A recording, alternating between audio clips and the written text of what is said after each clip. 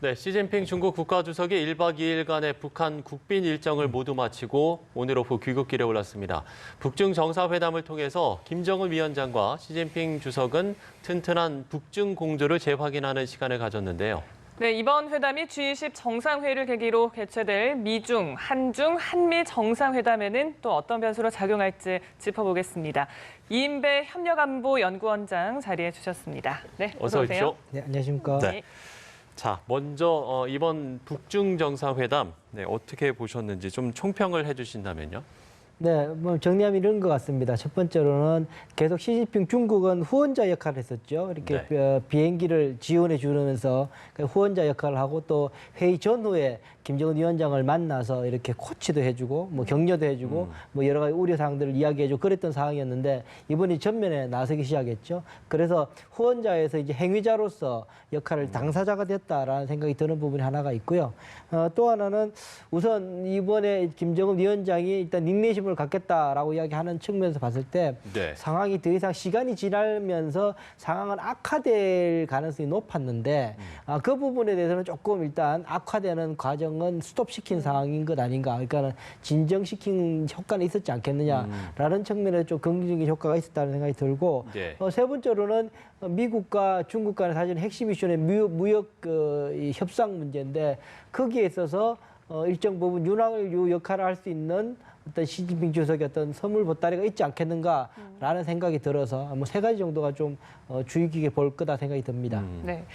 어제 이제 중국 CCTV에서는 첫날부터 보도를 했었는데 북한 매체는 사실 조용했습니다. 그리고 오늘에서야 발표를 좀 했는데 그렇지만 내용을 보더라도 시 주석의 발언을 좀 구체적으로 보도하진 않았거든요. 이건 또 미국을 조금 염두에 둔 그런 행보라고 보십니까?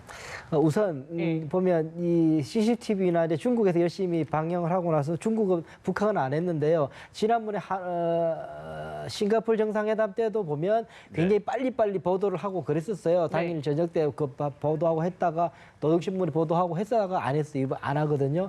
이게 사실은 이 하노이 정상회담 결렬 이후에 조금 김정은 위원장의 보도에 대해서 조금 예전처럼으로 돌아간 아주 조심스러워지는 부분이 한 가지가 있고요. 예. 두 번째로는 앞서 말씀하신 것처럼 일단 좀 조심스럽게 보고 있는데 특히 더 드러나는 것 중에 하나가 이 뭐라 그럴까 미국의 일단 시진핑 주석과의 이야기를 좀 구체적으로 안 함으로 인해 가지고 일단은 혹여 이 김정은 위원장이 미국에 대해서 대화를 어떻게 자꾸 하고 싶어하는 그런 모습, 중국을 통해 시진핑을 통해서 뭐 그런 것을 보일까봐 조금 조심하는 것 아닌가라는 생각이 드는 부분이 있고 또 하나는 아마 전략적으로 봤을 때 시진핑 주석에게 일단 공을 넘겨놨으니까 일단 그걸 공개하는 거는 별로 효과가 없을 수 있죠. 그러니까 조금 빼고 있는 것 아닌가라는 생각이 듭니다. 네. 예. 이제 어찌됐든 이제 다음 주에 있을 G20 정상회의에 관심이 쏠리게 되는 것 같습니다. 미중 또 한중 또 이제 한국으로 자리를 옮겨서 한미 정상회담까지 예정이 돼 있는데 일단 좀 미중 정상회담 얘기를 좀 해보면 글쎄 뭐 핵심 의제가 좀 뭐가 될까요? 그렇게 이제 미중 간에 원래 이제 만나게 했는 이유는 사실은 무역 협상 때문에 하는 거죠. 미중 무역 협상이 워낙 지금 뭐 안 가라앉고 있죠. 점점 더 악화되고 있는 그런 상황인데 아직 그 가닥을 못 잡고 있는 상황이기도 해요. 그런 상황이어서 그래서 저는 이번에 시진핑 주석이 북한을 간 것이 이것이었다는 생각이 드는 부분이 뭐냐면 상무장관 윌버로스가 그런 이야기를 해요. 2,500페이지 되는 거 이번에 미국 트럼프 대통령과 시진핑 주석이 만난다고 해서 합의하는 거 아니다. 뭐 그 정도까지 아주 회의적인 이야기하고 우리 관세에 대한 입장들은 안 되면 계속 올릴 거다라고 굉장히 압박을 하고 있는 그런 상황입니다. 그런 상황에서 이번에도 제가 볼 때는 저것이 아주 극적으로 타결되기는 어려운 상황이다.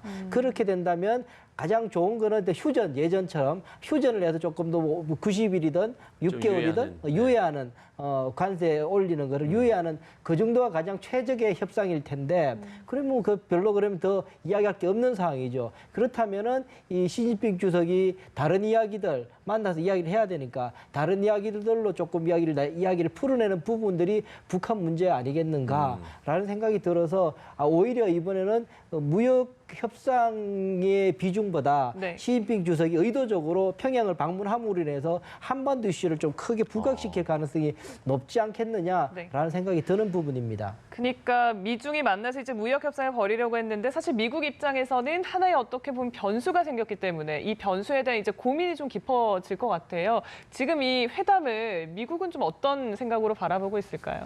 일단 할 만한 조치들은 다 했습니다. 그러니까는 시진핑 주석을 만나기 전날 하고 그 전날 이 러시아 기업 뭐 제재하는 거 뭐 등등이 제재 조치를 계속 한 것, 그리고 국무부 대변인을 통해 가지고 중국과 그 유엔 상임 이사국들이 해야 될 것들은 네. 함께 이제 해야 될 것 FFVD에 대한 비핵화 조치에 대한 거다라고 명확하게 계속 이야기해 왔죠. 그렇게 함으로 인해 가지고 혹여 김정은 위원장을 만나서 시진핑 주석이 경제 제재 해제 쪽의 어떤 모종의 이야기를 약속을 하거나 하는 것에 대해서 때도 굉장히 경계를 하면서까지 해놓은 그런 상황입니다. 그럼에도 불구하고 일단 트럼프 대통령은 전혀 아직까지 특별한 언급이 없는 상황이거든요. 그렇죠. 그거는 뭐 기다리고 있겠다는 생각인 것 같아요. 일단 시진핑 주석을 만나서 구체적으로 둘이 이야기는 그때 들을 수 있는 거니까 사전에 괜히 이야기하는 거는 별 필요 없는 것 같고, 그러니까 국무부를 통해서 입장들은 밝혔으니까 정상회담을 통해서 앞서 말씀드린 것처럼 오히려 한반도 문제가 이슈가 좀 크게 부각된 상황이니까 그 이야기를 들어보고자 하는 것 아닌가라는 생각이 듭니다. 네. 그러니까 말씀처럼 이제 만나서 기다려보고 어떤 얘기를 하는지를 들어봐야 할 텐데 그래서 시 주석의 새로운 비핵화 제안을 김정은 위원장으로부터 좀 전달받았을 거다 이런 전망도 나오거든요. 동의를 하십니까? 새로운 게 사실 별로 새로운 게 없기는 해요. 네. 사실은 이게 뭐 워낙 벌써 이 북한 핵 문제 이슈라는 거 제가 25년 동안 끌고 왔던 이슈이기 때문에 뭐 네. 새롭진 않은데 결국은 뭐 비건 이야기하는 것처럼 국무부 폼페오 국무장관이 이야기한 것처럼 시퀀싱의 문제다, 선호의 문제다 이야기를 한단 말이에요. 결국은 미국이 줄 것에 대한 선후가 뭘 줄 거냐, 북한 해야 될 것에 대한 선후가 무엇일까에 대해서 지금까지의 방식들은 이 선핵 폐기에 관한 적극적인 북한의 입장을 들으면 네. 그에 따라서 일단 조금씩 미국 쪽에서는 경제적인 이슈보다는 정치적인 이슈들, 그러니까 종전 선언이나 연락사무소 개설 같은 정치적인 이슈들을 엮어서 하려는 거거든요. 서로 조금 안 맞았던 부분인데 네. 이것들을 서로 좀 순차들을 좀 바꿔서 할 가능성이 있지 않겠느냐. 그런 측면에서 새로운 접근일 수 있겠죠. 정리를 해드리면 네. 이번에 시진핑 주석이 계속 이야기하고 있는 부분이 안보적 우려 사항 이야기를 계속하고 있어서 네네. 한반도 문제라고 이야기하면서 안보적 우려를 이야기하고 있는 상황이라서 앞서 말씀드린 것처럼 종전선언이나 국교 정상화 전 단계로 갈 수 있는 연락사무소 같은 미국과 북한 간의 이런 관계 정상화 문제에 대해서 좀 적극적으로 이야기를 하고 그 대신에 제재 문제를 조금 뒤로 빼더라도 그 대신에 이 북한이 줄 것에 대해서도 조금 낮추어서 네. 영변 플러스 알파에서 일단은 그 정도면 영변 가지고 이야기를 해보자 정도 수준에서 조금 서로가 좀 가격을 낮추는 딜이 아닐까라는 생각이 드는데요. 그런 이것이 딜이면 근데 상당히 좀 구체적인 내용인 것 같은데요. 네, 제가 볼 때는 이번에 그냥 이야기하려고 그러면 포괄적으로 이야기할 건 없죠. 워낙 지금 벌써 이야기 카드를 많이 나왔거든요. 예, 예, 미국하고 북한 간에 했기 때문에 그 정도 아니면 트럼프 대통령이 별로 들을 게 없는 상황인 게 되겠죠. 그래서 저도 조금 조심스럽지만 그 서로가 합의 맞으려고 그러면 그 정도일 거다라는 논리적으로 추론을 해본 겁니다. 예, 일단 뭐 저희는 뭐 전망을 해볼 수밖에 네. 없는 상황이긴 하니까요. 다음 주를 좀 지켜봐야 될 것 같습니다. 어쨌든 이제 남북미 3자 구도에서 또 남북미중 좀 이렇게 4자 구도로 좀 재배치되는 듯한 모양새인데 그렇기 때문에 좀 한중 정상회담에서 나눌 이야기들도 좀 많이 있을 것 같습니다. 어떤 의제 한중 한미? 예. 한중 회담에서는 어떤 이야기가 나올지 먼저 좀 짚어보죠. 그렇죠. 일단은 뭐 한중 정상회담을 하게 되면 이제 요것도 이번에 이번에 결정이 돼 있는 상황이니까 예. 김정은 위원장하고 사실 직접적으로 우리 대통령이 이제 못 봤으니 못 본 지 꽤 오래됐으니까 이번에 이제 그 직접 그 이야기를 좀 듣고자 하는 게 가장 중요한 것 아닌가라는 생각이 들어요. 김정은 위원장 도대체 어떤 생각인지 어떤 상황인지에 대해서 이야기를 좀 듣는 것이 가장 중요한 지금 상황이다라는 생각이 생각이 듭니다. 그래서 뭐 특별히 우리가 지금 제한하거나 할 수 있는 사항은 조금 없는 것 같고요. 네. 그건 우리 미국을 통해서는 여러 가지 했는 상황인데 잘 작동이 안 됐었죠. 그런 상황이라서 우선은 중국 시진핑 주석을 통해 가지고 북한의 입장에 대해서 다시 한 번 더 확인하는 그런 것이 지금 중요한 의제겠다라는 생각이 드는 부분입니다. 오늘 뭐 청와대 브리핑에서 뭐 중국과도 이제 만나기로 했고 러시아랑도 예정돼 있다라고 네. 했잖아요. 네. 공교롭게도 어찌됐든 김정을 위원장을 가장 최근에 만났던 네. 이제 그렇습니다. 나라였잖아요. 네. 그런 부분에서 좀 여러 가지 이야기들이 좀 오갈 것 같긴 하네요. 그렇습니다. 뭐 중국과 러시아하고도 만나면 시진핑 주석이 벌써 푸틴하고 이제 오사카에서 만나겠다고 이야기한 부분이 있어서 서로 계속 교차해서 만나게 되는 거죠. 다자회담이라는 게 그렇습니다. 가게 되면 서로 교차하면서 계속 만나면서 정보를 교류하고 같이 만나기도 하고 하기 때문에 그래서 다자회담이 어떻게 보면은 잘 이용하면 효율적으로 이 얽힌 실탄 특히나 한반도 우리 대한민국 같은 경우에는 여러 국가들이 엮여져 있는 그런 문제이기 때문에 네. 효율적으로 효과적으로 사용할 수 있는 그런 문제인데 앞서 말씀하신 것처럼 지금 상황이 지금 어떻게 보면 미국과 북한 그리고 한국이 중간에 있는 이런 구도 속에서 움직였던 것이 지금 행위자가 좀 늘어났는데 사자 이상일 가능성이 좀 있다는 생각이 듭니다. 네. 앞서 말씀하신 것처럼 러시아도 좀 더 이야기를 하고 있는 상황이고 예, 예. 그렇게 된다면 사자가 아니라 육자까지 뭐 일본은 미국이 지금 좀 적극적으로 지원해서 북한 만나는 거에 대해서 좀 허락해 준 상황이기 때문에 일본까지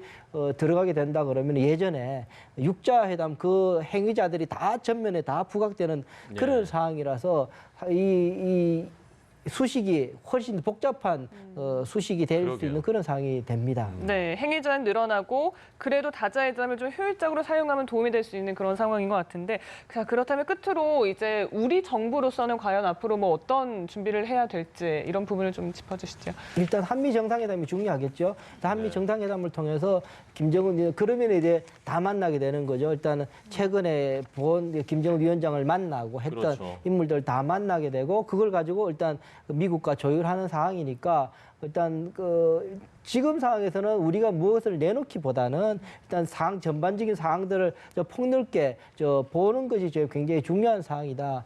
조금 안타깝지만 이번에 이 시진핑 주석의 북한 방문으로 인해서 우리 정부의 중재자 노력이라고 촉진자라고 했던 부분들이 조금 입지가 약해진 부분이 있습니다. 네. 그러니까는 북한으로서는 중국을 동원해서 미국하고 접촉을 좀 하려고 그러는 것이고 미국은 일본에게 힘을 실어줘서 북한을 좀 접촉하려고 그러는 상황 이렇게 돼버렸거든요. 그렇게 되니까 한국의 입장이 조금 애매해진 그런 부분이 있어서 일단은 조금 너무 급하게 서둘지 말고 어쨌든 그럴지라도 일단 한반도의 비핵화에 새로운 몸부림이 생긴다면 좋은 일이니까 조금 호흡을 길게 가지고 좀 봐야 될 상황이다라는 생각이 드는 부분입니다. 네. 자, 다음 주에 G20 정상회의 또 한미 정상회담이 예정돼 있습니다. 그야말로 다음 주가 이 한반도 문제의 분수령이 되지 않을까라는 생각이 드는데 저희가 좀 관심을 갖고 지켜봐야 될 것 같습니다. 네, 이인배 연구원장과 이야기 나눠봤습니다. 오늘 말씀 고맙습니다. 고맙습니다. 고맙습니다.